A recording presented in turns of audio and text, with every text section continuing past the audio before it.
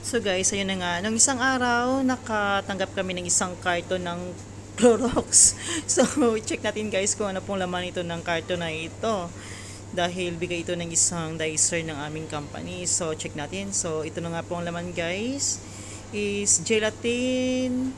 Mga gelatin siya guys na may iba't ibang flavor. Ito naman ay cherry flavor. And then, this one is cherry flavor also, which is promotion. We have also the banana and strawberry flavor, and then we have also the food coloring color blue, that one.